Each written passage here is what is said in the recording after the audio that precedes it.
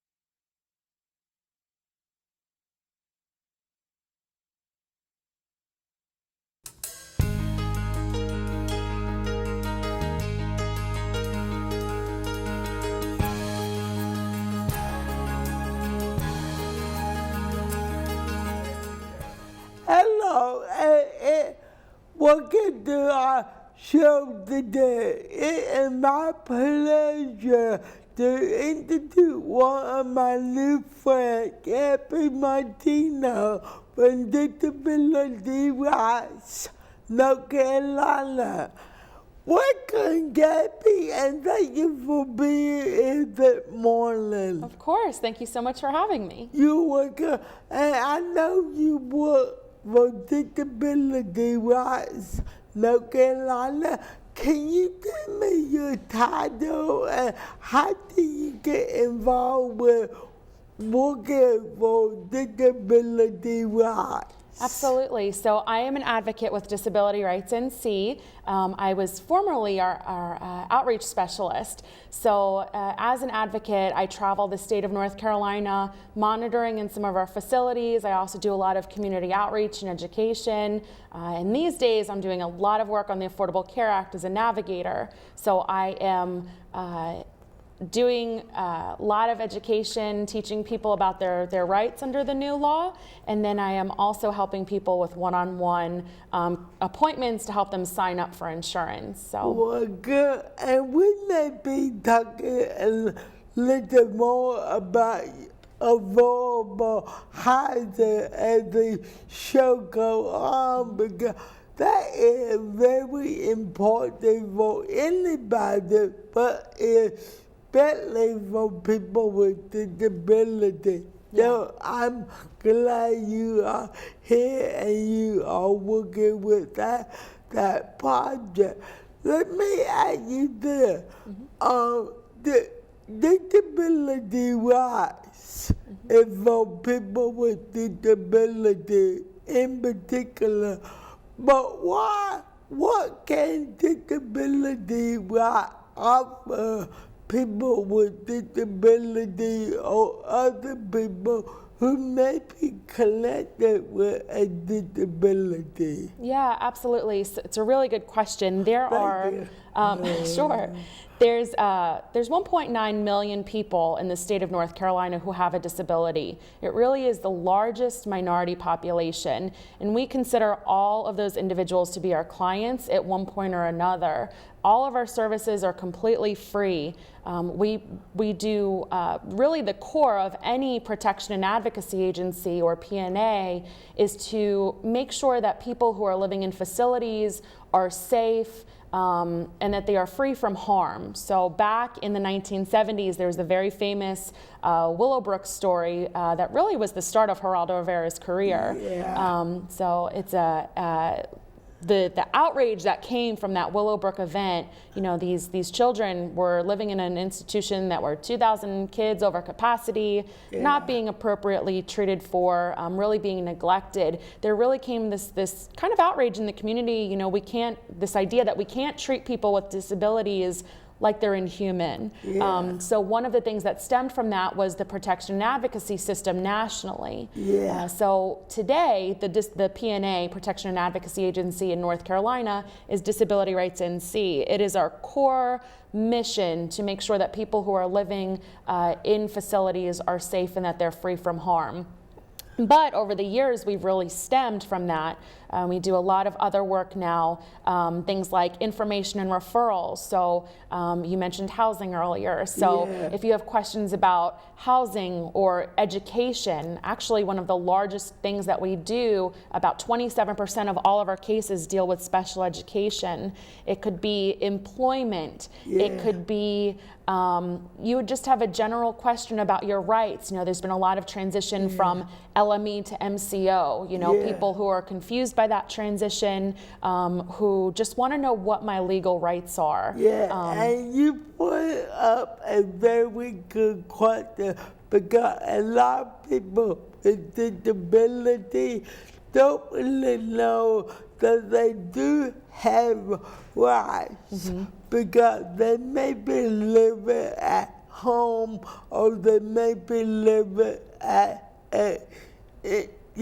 facility and they want to learn more about what is out there for them as far as rights. Right. So, and they don't know what to do.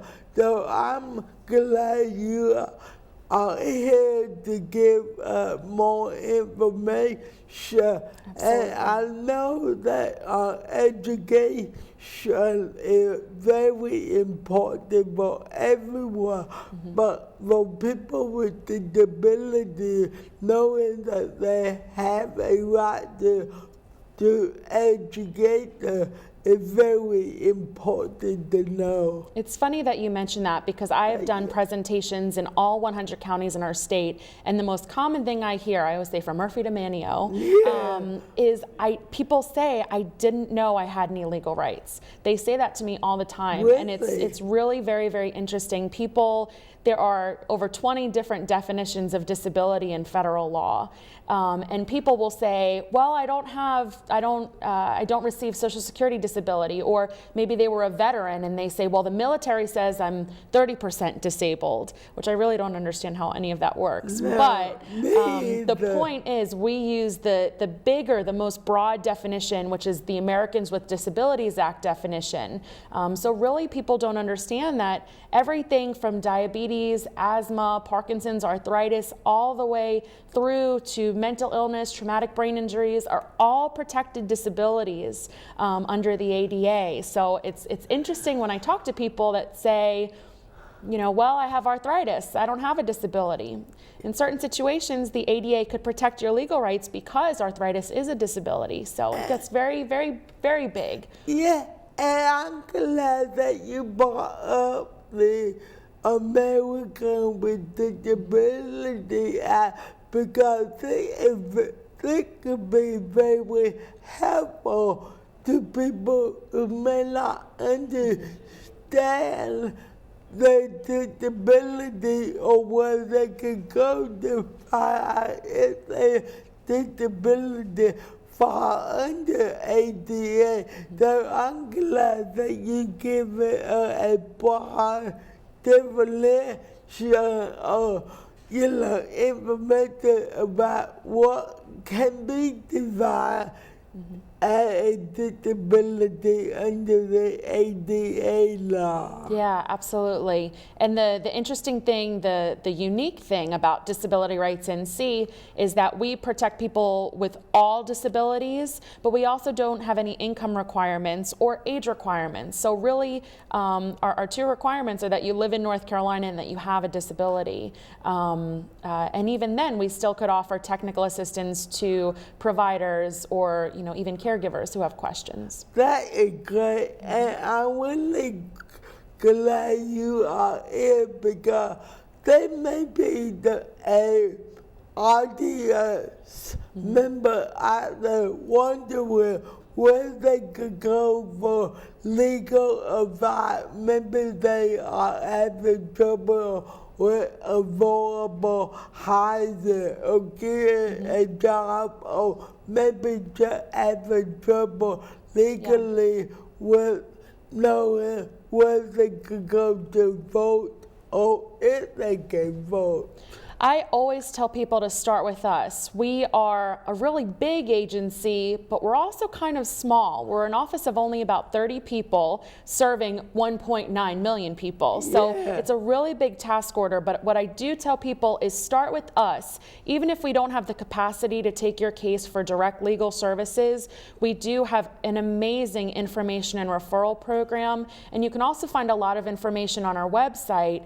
We have a whole tab, resources for self-advocacy, lots of really great information on there. There's a great tool I always refer parents to called Parents Together, and that is a really good understanding of the special education system, specifically in North Carolina. Those resources are very hard to come across. So lots of information, and again, all of our services are free, so which again is very difficult to find these days. Now, let me ask you that you were talking about information and referral.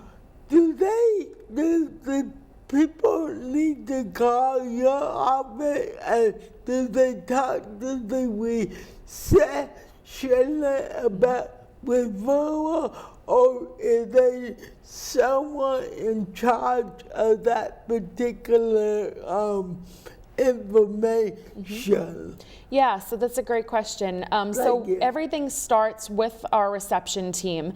They will take some basic information from you. They'll probably ask you questions like your name, maybe a very brief understanding of what it is that's going on. Is it an education issue? Is it a housing issue? Is it an investigations issue? They'll take your phone number, mailing address, basic things. And then we have about a 1 to 2 day business day turnaround rate from when you should hear back from an intake specialist. Now that number could vary based on the amount of calls that we have waiting, but it's usually 1 to 2 days. And at that point you would hear back from an intake specialist, and that person will really talk to you about all of the details of the case that you have going on, the issue that it is, and they might provide you with some information right then and there, or they might tell you, all right, hold on a few minutes or hold on a day or so, and I'm going to send this to one of our staff attorneys, and they're going to talk it out and see if there's a legal issue here and to see if we have the resources to assist you. Otherwise, you'll get that information and referral on the call. That is wonderful, because I know that I have talked to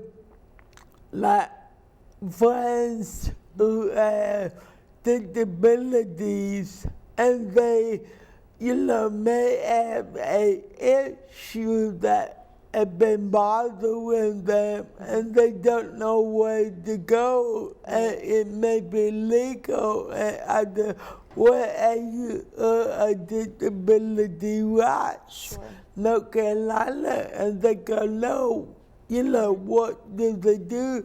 And I tried to refer them to y'all, especially if it's a legal issue or an educator or employment issue. Absolutely. There's a lot of things that people don't know about us, and I always, like I've said, I always say start with us, because you never know. You may, just a phone call couldn't hurt. Because if it is a case that we can assist you with, then there you are, your endpoint. But in a different situation, you might be given that information and referral and at least be pointed in the right direction. A lot of things people don't know about us. For example, we have a great volunteer program called DATE. And that stands for the Disability Advocacy Training Exchange. It is a 3-part class where individuals will learn things like basic self-advocacy skills, communication, negotiation skills, how to file an appeal, how to be more assertive, all kinds of things over this. I think it's totals about 8 hours of class. At the end of that program, when we get a call from somebody who we don't have the resources to assist, or that case really doesn't fit within our current targets, we match our trained volunteers with the caller. So a lot of people don't know that, and they'll say, well, I don't have a legal issue, so I won't call disability rights. But we may actually have a volunteer who is trained to help you in that situation. Your kind of prime example for that would be, mom, maybe a single parent who has a child who has a disability. Maybe it's a new diagnosis. They've never been through the special education system before. So they'll call us and they'll say, I just want somebody to sit down with me. I'm really nervous about this. And really, without there being a specific legal issue, that's not really a case that we would take on. So what we do is we match our volunteer with that parent, and the goal is not for them to advocate on behalf of that person, but really to promote self-advocacy and to teach that parent how they can do it themselves, so then they have the courage that it takes to be an advocate in that situation for their child. And that's just one example. That is wonderful to know, because by you being a Gabby today has probably opened doors to people who didn't know where to go or did not even know about disability rights, North Carolina. And we are talking about people calling. I want to ask you, how can people contact you or anybody for disability rights in North Carolina? And I know we got your information on the screen, but there may be somebody out there in the audience who may be hearing impaired or maybe visually impaired, and they may not be able to hear or see the phone number. Will you mind just telling your contact information? Sure. So we are located here in Raleigh, but we cover all 100 counties in the state of North Carolina. So you can call us at 919-856-2195. We also have a website, and that is www.disabilityrightsnc.org. And of course, we also maintain a really great social media presence. So you can find us on Facebook and Twitter. That's a great way to follow us, just if you want to see what it is that we've got going on that day, or what stories nationally we're interested in. Different way to stay up to date on current events. Also, people are welcome to contact me. I do presentations and trainings across our entire state, and those presentations, for the most part, are free, unless it's something very specific where you're looking for a legal presentation, let's say. But if you want me to come, let's say you're a part of a church group, or maybe a parents group, some sort of, I've been to the Autism Society or the MS Society, things like that. I would come out and I can do a presentation for you, tell you a little bit about the organization and the agency. That way, if your friends happen to miss the show today, they can hear a little bit about us in person. Good, thank you. And I know I'm very shy, like a broken record, but you have really given a wonderful variety of information.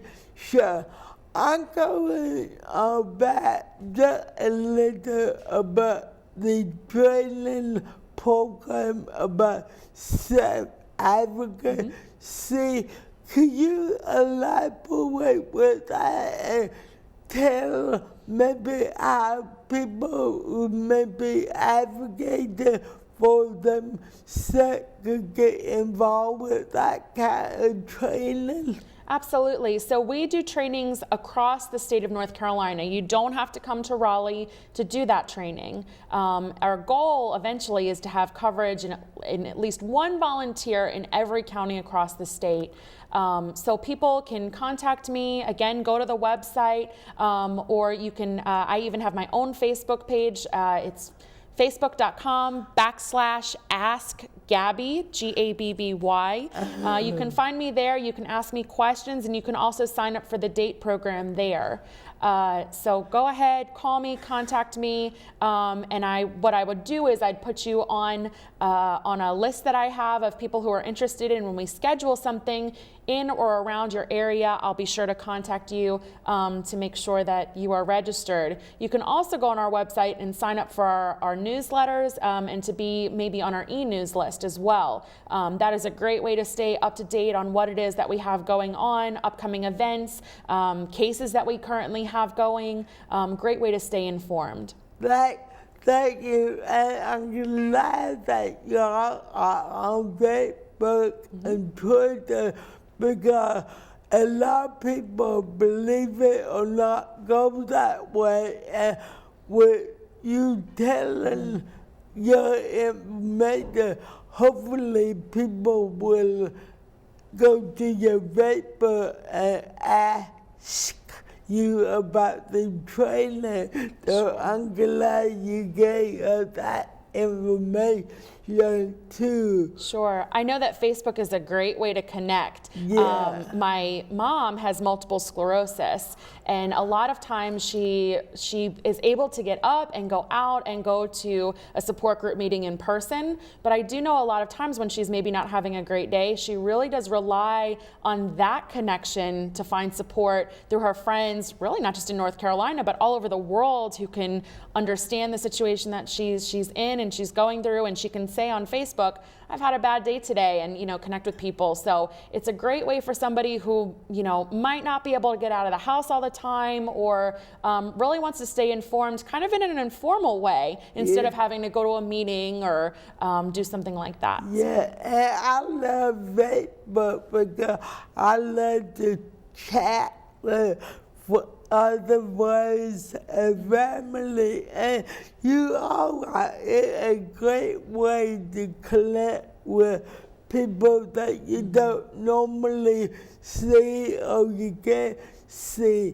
But I think, believe it or not, we're going to take a little break. Okay. And then when we come back, we will talk about the conference on April 9th and any other information you would like to give. Sure, that'll be great. Thanks. Okay, thank you.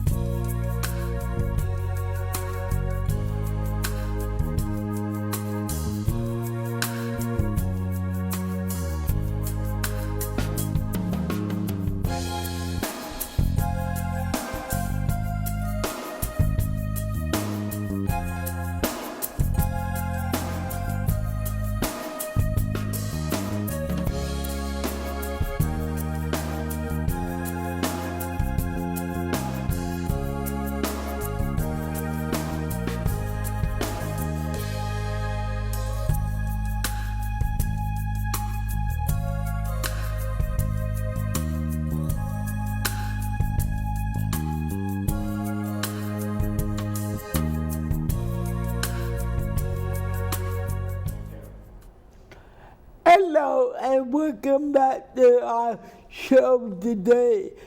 My guest is Gabby Martino, and she is from Disability Rights, North Carolina.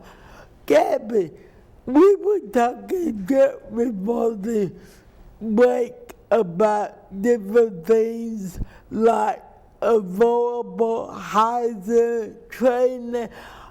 But right now, I want to begin talking about a little about your all-day conference at Disability Rights, North Carolina, will have April 9th.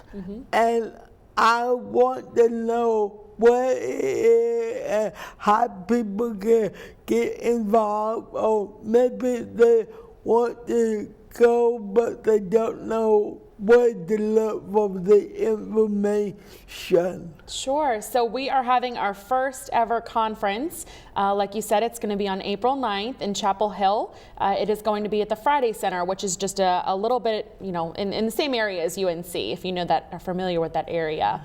It is going to be a great day. We have lots of breakout sessions all throughout the day. I am personally doing 2 sessions, one on the Affordable Care Act, and then the second is going to be on your legal rights when it comes to using a service animal, and also how to be an advocate in those tough situations you might find yourself in.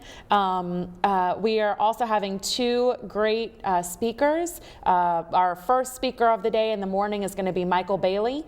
He is an author and the parent of an adult child who has a disability. He's also an attorney, and he is the former president of the National Disability Rights Network. I've seen him speak before, and he is phenomenal, very, very insightful.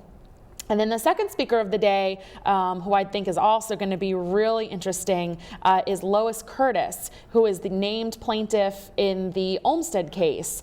Very, very famous case dealing with housing, which we've talked about, or not really housing, but the least restrictive setting for people with disabilities that they can live in.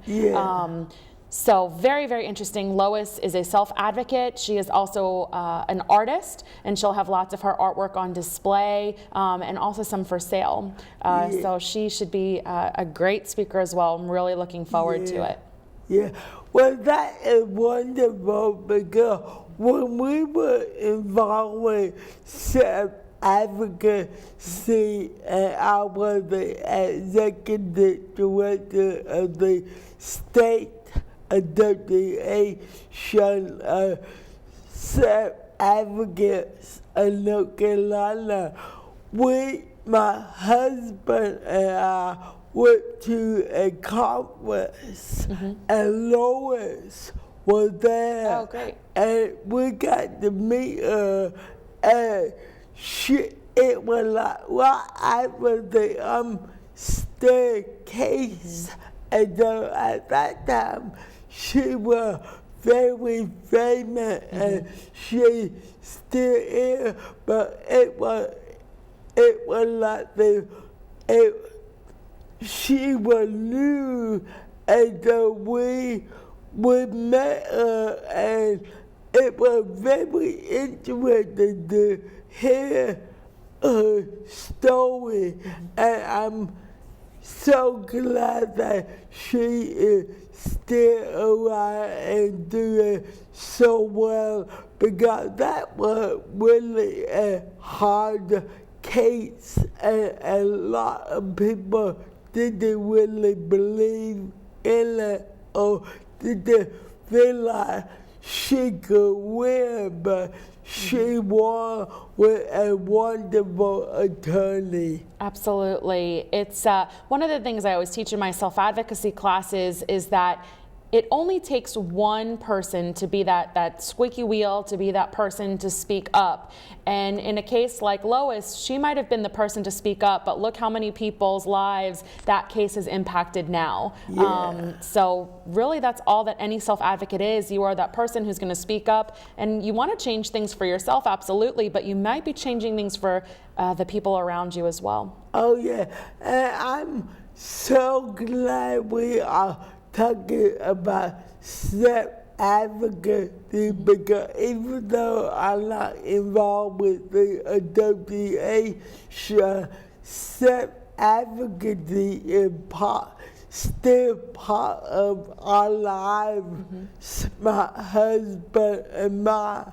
But we, and we still speak up for people, especially if they can't speak up for themselves or they have trouble doing that.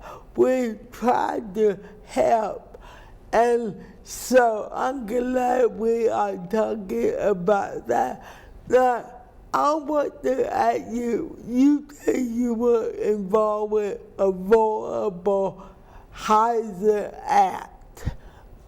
Can you explain more about that and what kind of housing issues do you or anybody with disability rights come across with? So I actually, I am doing work on the Affordable Care Act, which is also sometimes known as Obamacare. But that is the law requiring individuals to all have health insurance through the individual mandate. And it also takes out some of those other things that we had in the past, major issues, things like pre-existing conditions, things like lifetime limits or annual limits on your insurance plans. So that is really what I'm doing. But in terms of disability rights in C, and this wouldn't necessarily be myself directly, we can do work or at least provide information and referral services on housing. A lot of the calls that we get might be involving somebody who's experiencing housing discrimination, or let's say you've got somebody who's looking to move into an apartment complex and that complex is not accessible, and they maybe have questions about, what are my legal rights in terms of, I need a first floor apartment, or maybe it's somebody who has a hearing impairment that they need a specialized doorbell that will flash a light instead of sound an alarm when the doorbell rings. And maybe the apartment complex doesn't want to provide those accommodations. That would be an example of when we would ask somebody to call us at the agency and let us know what it is that's going on. Housing is definitely a big issue, but it's interesting because depending on who you talk to in the community, everybody really has their own kind of niche where they are concerned when it comes to disability rights and their own self-advocacy. It might be housing, it could be special education, it might be post-secondary education, college. It might be employment. We get lots and lots of employment discrimination type cases, which is kind of funny that that's happening still. Funny is not the right word, but interesting that that's still happening in 2014, that employers will look at an individual and say, well, we don't hire people who have, X, Y, and Z medical diagnosis. Yeah. But lots of other issues. Somebody might need an accommodation in the workplace. Let's say an individual has carpal tunnel and they need a modified keyboard to work at their office, and they've requested that accommodation, and maybe they even got fired because they requested that accommodation. That is the kind of the case that we would want to talk to somebody about and let them know what their legal rights are. And maybe even take that case for direct legal services. Yeah, and I'm so glad that you are talking about this thing, because I just remember on the news not too long ago that a woman was fired from a job because she was obese, and she tried to tell her employer that, she couldn't be fired because of her weight. But apparently at that job, appearances make a difference. And she was very angry that she lost a job. And it's not right, because people can't help if they are obese or if they have carpal China, as long as they can do their job and do it well. That's what is important, don't you think?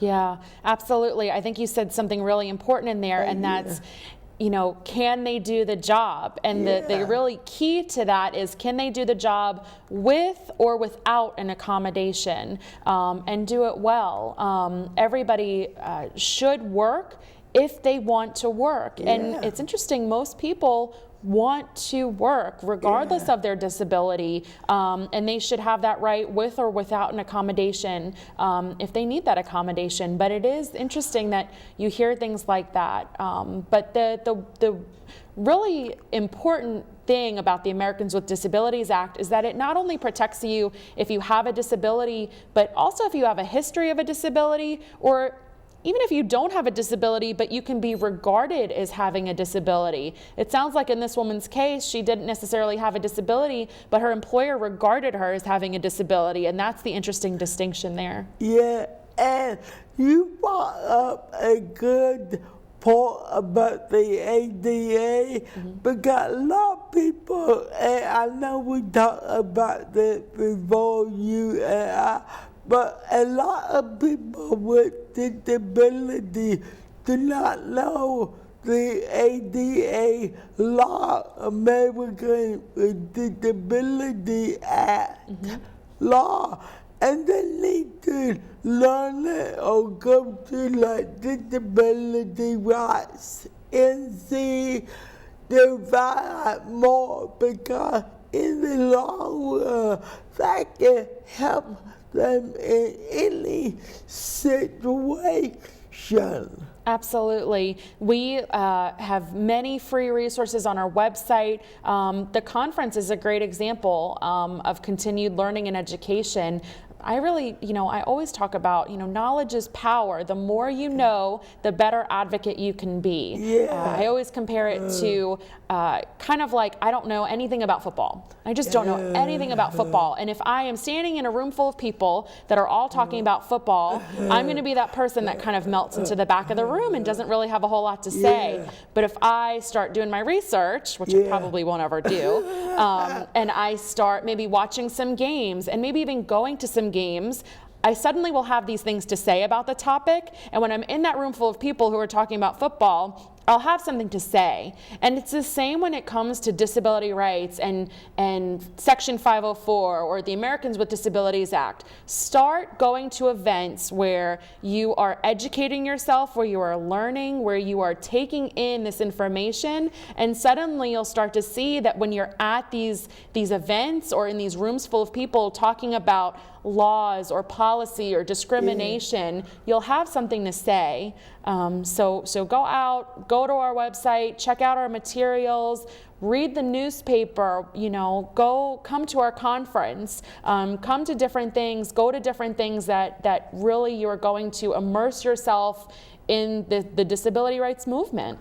Well, that is very well put, because people with disability need to get more involved, and if they can rely on disability rights, North Carolina to be the main resource, they can't go wrong. And let me back up at you, or to not at you, but to comment about people with disability working. I know a lot of people with disability who are working and want to work, but because of their disability and they may be living at home, their mom and dad do not always want them to work, because they don't want their child or their young person to lose their benefit. And that is a shame, because I know that I began working right out of college, and that gave me something to really look forward to and to feel like I was doing my part in the community. But when I hear people with disabilities that, well, I'm gonna work, but I can't, and I do what? They said, well, I get my government check and they would take it away or cut it in half. And I go, why? I'm working, I get my check. And they go, how you do that? But I mean, it's sad, Gabby, to say that people with disability really do want to work, but for some reason they can't, and they don't know who to go to. Yeah, absolutely. I hear things like that a lot. You know, people want to work and they're afraid of, you know, losing their benefits, or maybe they have a guardian and that guardian doesn't want them to work, or they're scared for them. And there's, you know, some of these issues are so complex. They are so kind of like an onion, you know, there's just so many layers to the issues. And again, I cannot stress enough why people should call us at Disability Rights NC. We can connect you with other agencies in the community. That might be the Center for Independent Living. It might be vocational rehabilitation. It, you know, might be the Job Accommodation Network. You know, there's so many different resources that kind of jump to my head as we're having this conversation about, you know, where people can go, where they can start. And a lot of times, just the idea of doing that is so daunting that they're afraid to even start. And I think as humans, we just become very compliant in the state that we're in. We're afraid to go outside of our comfort zone. And for somebody who has never worked before, maybe they really want to, that's their dream, but they don't know how to start and they're scared. So they just keep staying kind of on that treadmill. They're not really going anywhere. So, you know, take today to call, to say, I'm going to be the advocate. I'm going to speak up for myself. I'm going to go out, and maybe I'm scared to do this, but I at least want to try. And start by calling us. Yeah, and that is good information, because if they begin to call you, maybe they will get the confidence that they need, and they begin to think what questions they can ask, or they may be dealing with an issue and they don't know who to talk to, but they call your office and they begin to feel better, and they say, hey, I do have a right to call and get information. Absolutely. I think everybody starts somewhere. I had to start somewhere. I am nowhere near, you know, being the expert in all of this stuff. I just started to surround myself with people who cared about these issues. I, you know, went to college and studied this, you know, this stuff, for lack of a better word. And now I work in an agency where really I have the opportunity to work on that continued learning and be surrounded by people in the office who really are the experts when it comes to these subjects. So really just know that there is a starting point. It is a journey. You might come, maybe it's to our date training, and you sit down for, you know, a total of 8 hours with me, and some people are going to charge out of here and they're going to go to their senator's office and let them know a list of all their concerns, and other people are going to go to their doctor's office and maybe for the first time speak up for themselves about their treatment plan. Really, advocacy happens on so many different levels, but at least taking the personal responsibility and saying today's the day that I'm going to start to do those things, that is the key. That is wonderful and very well said. Like, Gabby, I know before you gave the contact information for Disability Rights, North Carolina, but will you mind giving it again, because they may be somebody who maybe China someone and came across us, and they may want to know the phone number, and so if you don't mind to Sure. just to repeat the contact information again, please. Absolutely. So you can contact us at 919-856-2195, or you can find us online at www.disabilityrightsnc.org. And there is a link on there so you can contact us. There's also links so you can find us on Facebook and Twitter. And of course, everybody is always welcome to call me if you have questions that I might be able to help with. And now, I'm not an attorney. I always tell people that. So I Yeah. can't help with the legal issues, but Yeah. I can help when it comes to self-advocacy and presentations and things like that. Well, that is wonderful, and hopefully we have a lot of self-advocates out there in the audience who may want to call you and get some advice about different things. So I'm really glad that you are here today, and thank you for being here. But I want to ask you, what do you think that Disability Rights NC will take on in the future, and what is the future, in your opinion, that Disability Rights NC will be taken on? Gosh, that's a big question. Tell me about that. Yeah, no, that's okay. You know, I really think that we continue to take those one-on-one cases. We will always do that where there's an individual that's having a very specific issue that they need assistance with. But I do think that with 1.9 million people in this state who have a disability and only 30 staff members or so, that is a very big task order. So I think a lot of what we really do at Disability Rights is work on how we can change the system in North Carolina, how we can impact a few hundred or a few thousand people with disabilities in our state at one time. So a lot of what we do, I think, is look out for those patterns and the trends in the calls that we're getting. Even when I go out and I do a presentation, if I hear something in, Cherokee, North Carolina, and then I also hear it in Hickory, North Carolina, and then maybe I hear it again in Durham, I start to piece those things together, and then I bring that back to our attorneys, have them start looking out for those things. And that's really the start of how we start to think about our systemic casework. How do we find those big picture issues, the things that are going on in our state? And I couldn't tell you what they are right now.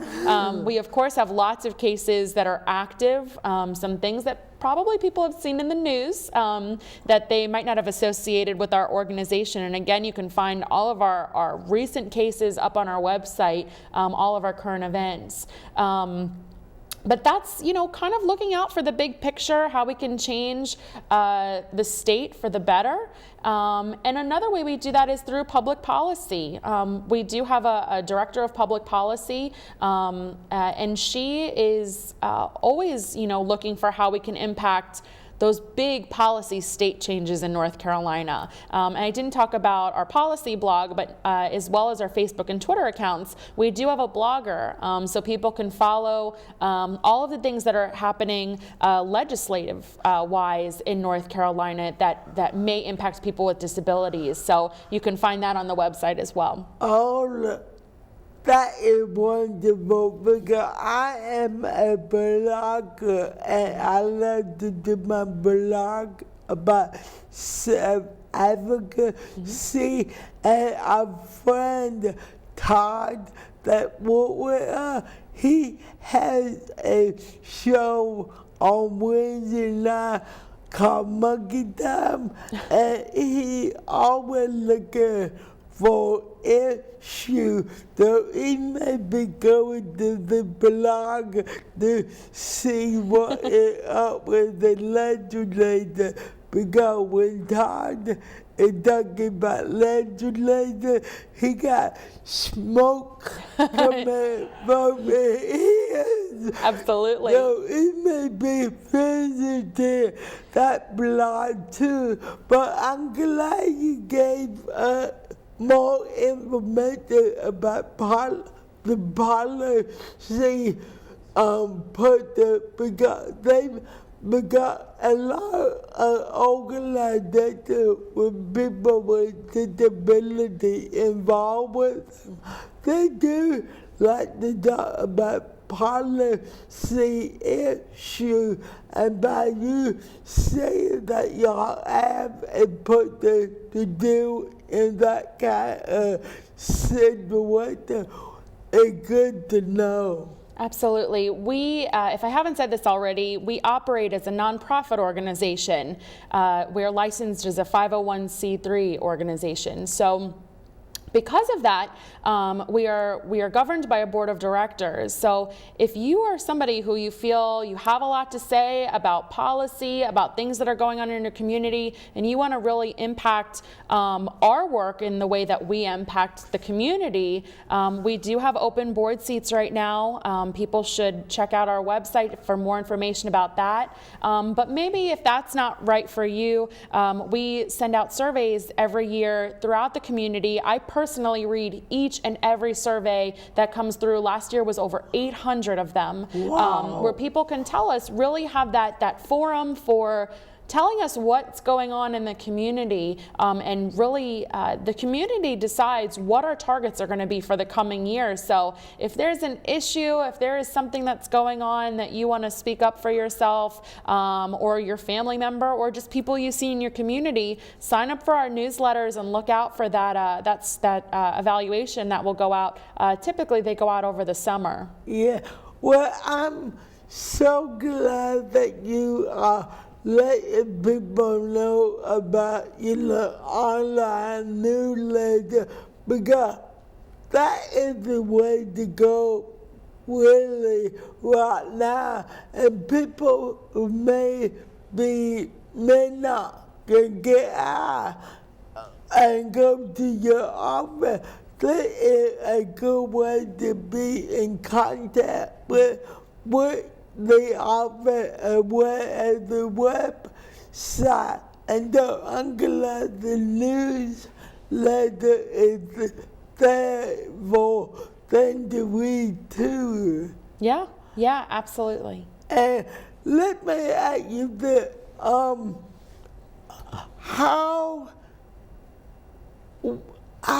do you feel when people call you about affordable care?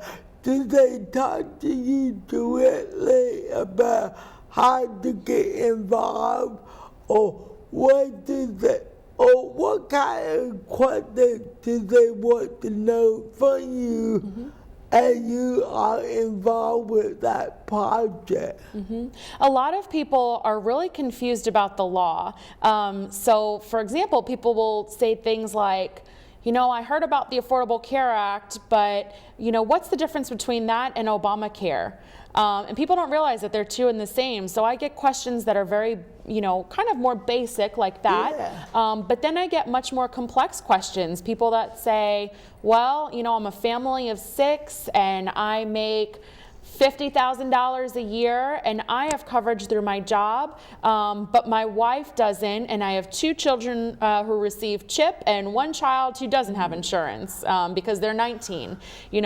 What do I do? Where do I go? And it really is our job as navigators to navigate that person through the system and explain to them what their options are, and then really kind of guide them in that process. We're not there to choose options or choose plans for them, but really to let people know what their rights are, and try to make educated decisions. So we're doing lots and lots of work on that. The end of the open enrollment is going to be March 31st. So we have had a slew of calls coming through the office. And of course, we will continue to do the work through this year if anybody has a special enrollment period. Yeah, thank you. Well, believe it or not, Gabby, our time is up. Oh, wow. But please come back at another time to talk more about disability rights. Absolutely. North Carolina. Great. This is Karen Styler saying, call Gabby and Disability Rights North Carolina to talk about issues that you are concerned. And don't forget, March 17th is St. Patty's Day, and that's why I'm dressed like a leprechaun today. but always remember, speak up, speak out in your community because it is your right. And with that, our sponsors, and have a good one.